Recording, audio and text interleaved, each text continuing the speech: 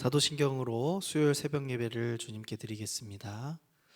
전능하사 천지를 만드신 하나님 아버지를 내가 믿사오며 그 외아들 우리 주 예수 그리스도를 믿사오니 이는 성령으로 잉태하사 동정녀 마리아에게 나시고 본디오 빌라도에게 고난을 받으사 십자가에 못 박혀 죽으시고 장사한 지 사흘 만에 죽은 자 가운데서 다시 살아나시며 하늘에 오르사 전능하신 하나님 우편에 앉아 계시다가 저리로서 산자와 죽은 자를 심판하러 오시리라. 성령을 믿사오며 거룩한 공회와 성도가 서로 교통하는 것과 죄를 사하여 주시는 것과 몸이 다시 사는 것과 영원히 사는 것을 믿사옵나이다. 아멘. 다 함께 찬송가 543장 찬양하도록 하겠습니다. 어려운 일 당할 때 나의 믿음 적으나 의지하는 내 주를 더욱 의지합니다. 세월 지나갈수록 의지할 것뿐일세. 무슨 일을 당해도 예수 의지합니다. 성령께서 내 마음 밝히 비춰 주시니 인도하심 따라서 주만 의지합니다.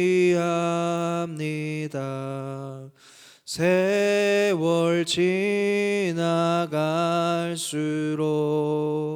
의지할 것뿐일세. 무슨 일을 당해도 예수 의지합니다. 밝을 때의 노래와 어두울 때의 기도로 위태할 때 도움을 주께 간구합니다. 세월 지나갈수록 의지할 것뿐일세. 무슨 일을 당해도 예수 의지합니다. 생명이 있을 동안에 예수 의지합니다. 천국 올라가도록 의지할 것뿐일세. 세월 지나갈수록 의지할 것뿐일세. 무슨 일을 당해도 예수 의지합니다.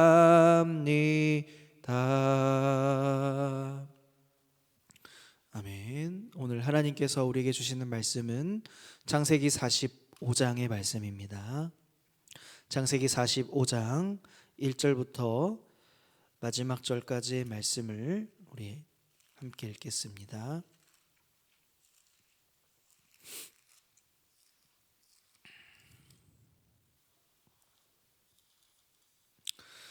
요셉이 시종하는 자들 앞에서 그 정을 억제하지 못하여 소리 질러 모든 사람들을 자기에서 물러가라 하고 그 형제들에게 자기를 알리니 그때에 그와 함께한 다른 사람이 없었더라.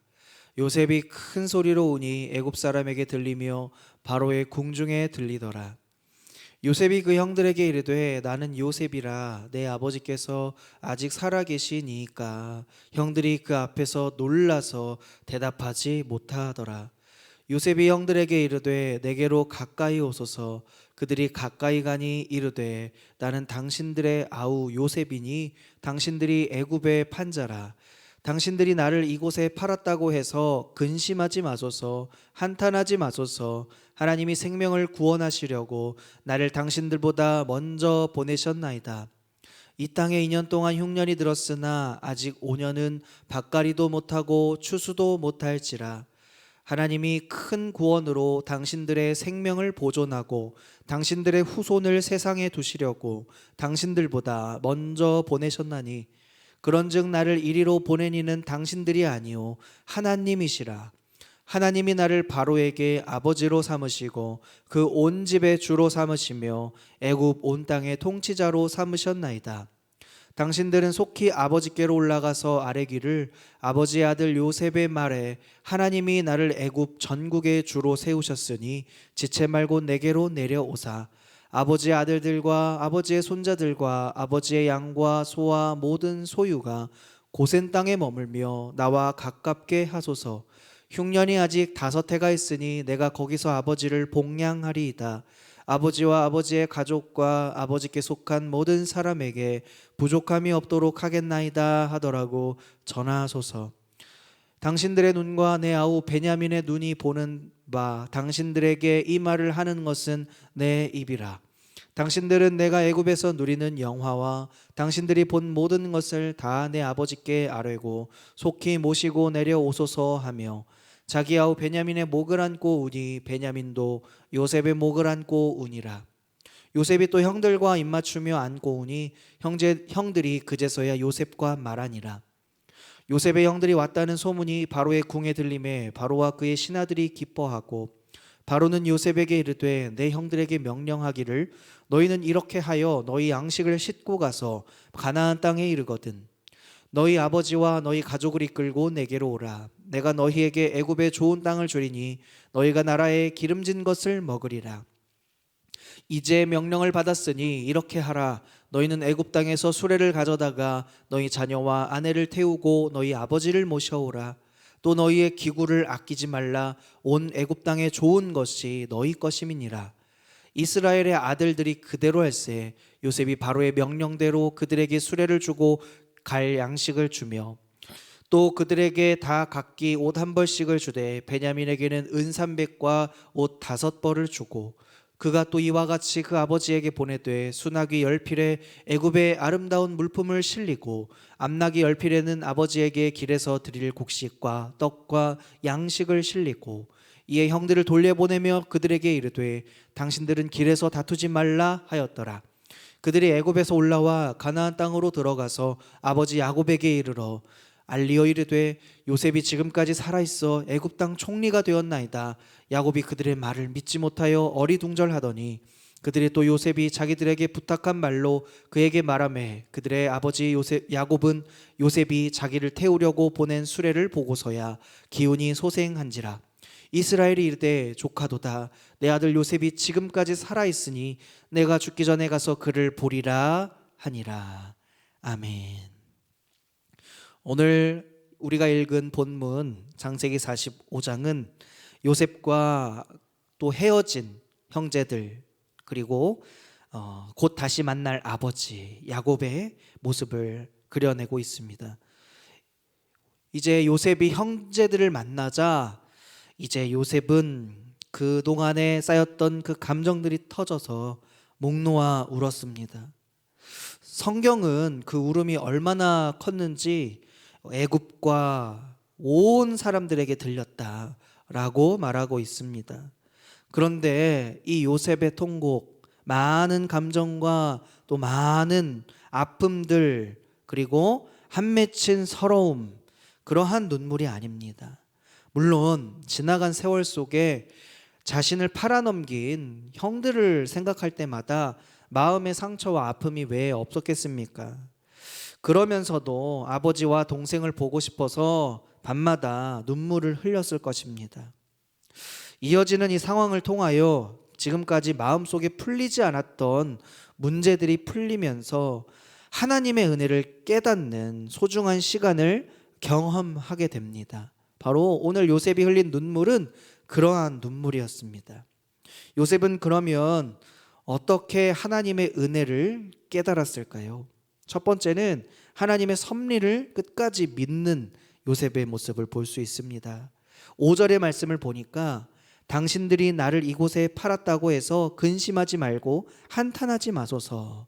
하나님이 생명을 구원하시려고 나를 당신들보다 먼저 보내셨다라고 합니다. 요셉이 깨달은 것은 무엇입니까? 고난의 시간, 고통의 시간 속에서도 하나님의 섭리가 분명히 있었다는 것입니다.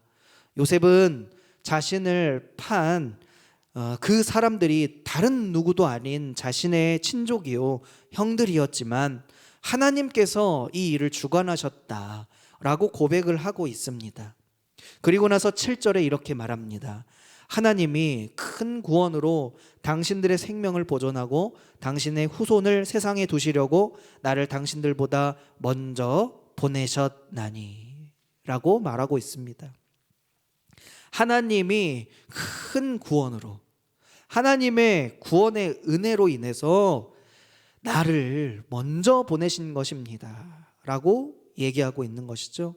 단순히 하나님께서 형제들을 애굽으로 돌아오게 한 것, 요셉을 만나기 위하여 이렇게 다시 오게 한 것은 육신의 안일함과 생명만을 보존하기 위한 것이 아니라 그들을 하나님을 섬기는 백성으로 만드시고 구원하시려는 것임을 말하고 있는 것입니다. 그리고 지난 20년간의 미움과 갈등으로 받은 상처를 치유하기 위해서 하나님께서도 준비하신 방법이었음을 함께 깨닫게 됩니다. 큰 구원을 계획하고 실천하고 계신 그 하나님의 놀라운 섭리를 볼 수가 있는 것이죠. 이것을 요셉도 깨닫게 되었습니다. 아브라함을 또한 보기를 원합니다. 아브라함이 이삭을 데리고 번제를 드리기 위해서 하나님이 지시한 하나님의 산으로 이삭을 데리고 갑니다. 그리고 이삭이 묻습니다. 아버지, 불과 나무는 있는데 제사를 드릴 어린 양은 어디 있습니까? 이렇게 질문하자 아브라함이 어떻게 대답합니까? 번제할 어린 양은 하나님이 자기를 위하여 친히 준비하실 것이다. 하나님이 자기를 위하여 친히 준비하실 것이다 라고 말하고 있습니다. 아브라함도 하나님의 섭리, 하나님의 예비하심을, 하나님의 행하심을 알고 고백했습니다. 그러므로 요셉이 형들을 향하여 오히려 근심하지 말고, 오히려 한탄하지 말고 자책도 하지 마세요 라고 말하고 있는 그 이유는 요셉이 하나님의 섭리를 알고 있었다는 것이죠. 경험했다라는 것입니다. 하나님은 고난과 시련 가운데서도 반드시 그 섭리를 이루어 가십니다. 그렇다면 하나님의 섭리의 그 핵심, 그 중요한 점은 무엇입니까? 사도행전 2장 23절과 24절에 보면 그가 하나님께서 정하신 뜻과 미리 아신 대로 내준 바 되었거늘 너희가 법 없는 자들의 손을 빌려 못 박아 죽였으나 하나님께서 그를 사망의 고통에서 풀어 살리셨으니 이는 그가 사망에 매여 있을 수 없었음이라. 아멘. 이 말씀은 누구를 향한 말씀입니까? 이 말씀은 예수님의 죽으심과 다시 사심에 대한 말씀입니다. 섭리의 핵심은 무엇입니까? 섭리의 핵심은 그리스도, 예수 그리스도의 십자가의 죽음과 부활을 통해서 완벽하게 성취되고 드러났다는 것입니다. 인간의 죄를 하나님께서 선으로 오히려 바꾸셨다는 사실이죠. 그러므로 우리가 단순히 예수님을 믿고 믿음으로 구원받아 천국 간다는 것이 아니라 하나님이 약속하신 이 구원의 섭리, 즉 참된 선하심이 실현되었다는 것이 너무나도 중요합니다. 이 중요한 것을 깨닫고 믿는 것, 이것이 우리에게 있어야 할 줄 믿습니다. 그렇다면 하나님의 섭리를 믿는다라는 것은 어떠한 뜻이 됩니까? 삶의 고난과 어려움이 참 많지만 언젠가는 요셉처럼 우리가 성공하리라 라는 것을 믿고 그것 때문에 하나님께 충성하고 헌신하는 것일까요? 그렇지 않죠. 어려움이 많은 현실 속에서지만 하나님께서 이루실 그 하나님 나라의 영광, 그 하나님의 구원의 큰 일을 바라보며 여전히 내 삶 앞에서는 하나님이 보이지 않아서 부재한 것 같은 그 현실 속에서도 하나님의 세밀한 손길이 있음을 신뢰하는 것입니다. 우리가 하나님의 섭리를 믿는다면 선하신 하나님을 끝까지 신뢰하셔야 됩니다. 물론 요셉이 이러한 사실을 애굽으로 팔려가는 순간부터 깨닫게 된 것은 아닙니다.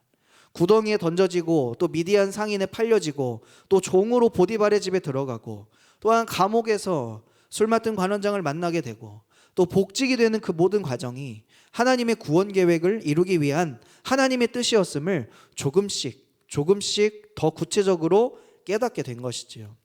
창세기 45장 8절에서 11절은 이렇게 말하고 있습니다.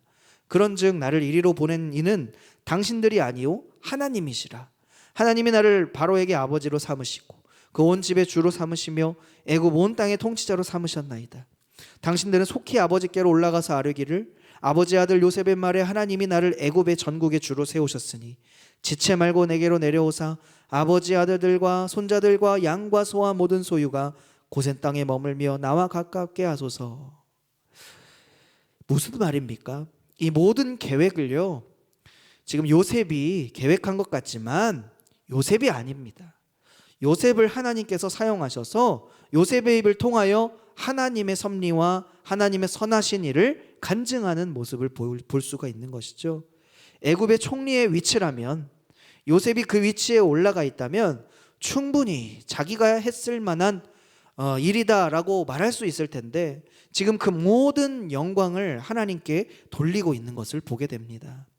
요셉은 하나님의 섭리를 신뢰하는 가운데 하나님의 더 큰 계획을 바라볼 수 있는 믿음의 눈이 점점 더 열리게 된 것이죠. 시편 57편 1절과 2절의 말씀을 보면 하나님이여 내게 은혜를 베푸소서, 내게 은혜를 베푸소서, 내 영혼이 주께로 피하되 주의 날개 그늘 아래 이 재앙이 지나갈 때까지 피하리이다. 내가 지존하신 하나님께 부르짖음이요 곧 나를 위하여 모든 것을 이루시는 하나님께로다. 아멘. 이 시편 57편은요 다윗이 사울을 피해서 굴에 숨어 있을 때에 지은 시입니다. 다윗은 골리앗을 무찔러서 이스라엘 전체의 국민적 영웅이 됩니다. 그런데 이것을 바라본 사울이 시기하고 질투하여서 다윗을 죽이기까지 쫓아오는 상황입니다. 다윗은 이스라엘의 원수 같은 나라 블레셋까지 결국 도망을 가게 되는 비참하고 위험한 상황에 이르게 됩니다. 지금 고통과 아픔 그리고 눈물의 자리에 있는 이 다윗의 기도를, 이 부르짖는 그 음성을 하나님이 들으시고 즉시 탄탄대로의 길을 열어주신 것은 아니지만 하나님은 끝까지 지금 다윗과 함께 하셔서 두려움을 이기게 해주셨던 사실이죠. 우리 성도들에게는 무의미한 고난이란 없습니다. 하나님은 고난의 시간을 결코 낭비하시지 않는 분이십니다. 고난을 통해서 우리가 알지 못하는 위대한 일을 하시는 분이 우리가 아니라 바로 우리를 통하여 일하시는 하나님이신 줄 믿습니다. 그리고 고난이라고 하는 건 결과가 아닙니다. 과정입니다. 그 과정 가운데 함께 하셔서 요셉을 도우셨던 하나님이 우리를 도우시고 힘을 주실 것입니다.